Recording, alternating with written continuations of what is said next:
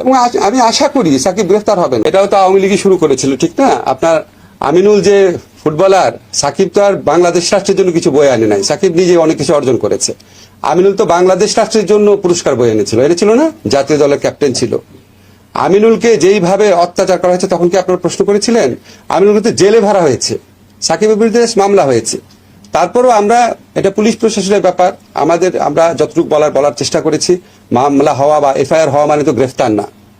আমার বিশ্বাস আমাদের মানে স্বরাষ্ট্র মন্ত্রণালয় থেকে উদ্যোগ নেওয়া হবে যাতে মানে কেউ অতি উৎসাহিত হয়ে গ্রেফতার না করতে যায়, বুঝছেন না? আর মানে আপনি যদি কম্পারেটিভ ফিচার যতগুলো আপনারা প্রশ্ন করেছেন, সবকিছুর জন্মদাতা হচ্ছে আওয়ামী লীগ। আমি কি বাড়িয়ে বলছি? সবকিছু কোন এক্সাম্পল চান? এবং তারা এমন একটা পর্যায়ে, আপনারা তো জানেন যে every action has some reaction, না? ইকুয়াল রিয়াকশন বলে কিছু রিয়াকশন হয়, সেটা আমরা পছন্দ করি না, কিন্তু এই রিয়ালিটিটা তো বুঝতে হয় যে এটা তো আউট অফ দ্য ব্লু আসে নাই। আমিনুলকে গ্রেফতার করা হয়েছে, দিনের পর দিন জামিন দিচ্ছিল না।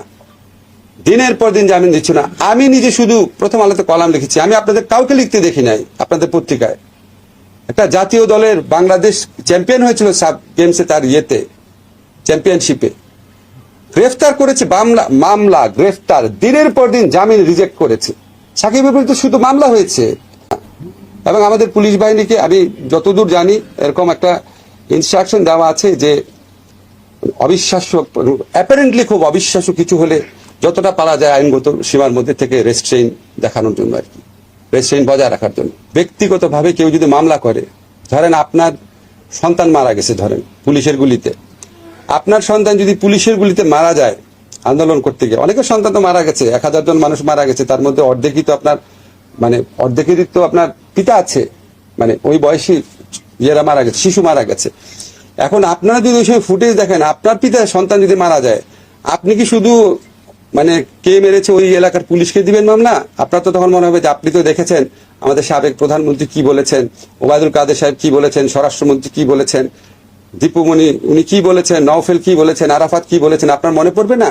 এখন আপনি যদি ওনাদের বিরুদ্ধে মামলা দেন, রাষ্ট্রের কোনো অধিকার নাই আপনাকে মামলা করার, আপনি মামলা করতে পারবেন না বলার। আমার একটাই করণীয় আছে, আমাদের পুলিশের কাছে মামলা হলে পুলিশ তদন্ত করবে, তদন্ত করে সুস্পষ্ট তথ্য না পেলে পুলিশ ডিসচার্জ করে দিবে।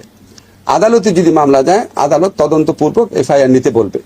আমরা আমাদের যেটুকু করার, যে তদন্ত কাজে বা বিচার কাজে, সেখানে আমরা ডিউ প্রসেস বজায় রাখার আপ্রাণ চেষ্টা করব। এটা আপনাদের প্রতি আমার কমিটমেন্ট, ডিউ প্রসেস বজায় রাখার চেষ্টা করব। এখন আমরা তো আর আদালতে হস্তক্ষেপ করতে পারি না, আমরা আদালতকে ফেসিলিটেট করব যাতে আদালত ডিউ প্রসেস বজায় রাখতে পারে।